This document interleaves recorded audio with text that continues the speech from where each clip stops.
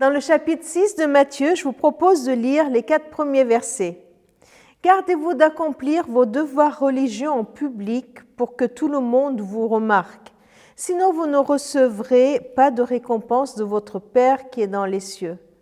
Quand donc tu donnes quelque chose à un pauvre, n'attire pas bruyamment l'attention sur toi, comme le font les hypocrites dans les synagogues et dans les rues. Ils agissent ainsi pour être loués par les autres. Je vous le déclare, c'est la vérité. Ils ont déjà leur récompense. Mais quand ta main droite donne quelque chose à un pauvre, ta main gauche elle-même ne doit pas le savoir. Ainsi, il faut que ce don reste secret. Et Dieu, ton Père, qui voit ce que tu fais en secret, te récompensera. » On aime bien l'expression « Oh, c'est l'intention qui compte ».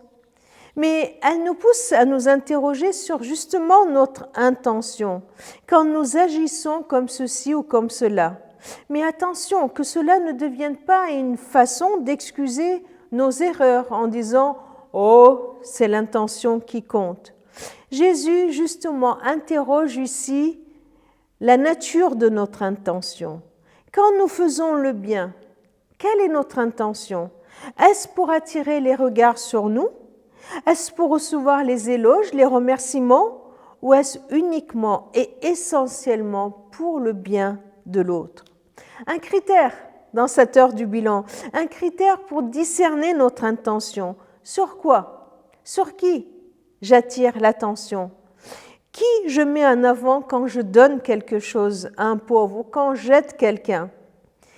Ici, l'hypocrite est celui qui fait de bonnes choses, certes, mais il les fait pour attirer les regards sur lui, pour en tirer un avantage. La question de la motivation est au centre de notre texte. Mais s'il est difficile d'avoir des motivations pures, il s'agit surtout de se poser la question de ces motivations. Christophe Paya, dans son commentaire, nous invite à nous poser la question suivante. Ferais-je ce que je fais s'il n'y avait pas de visibilité humaine? Je rajouterai, est-ce que j'attends les remerciements?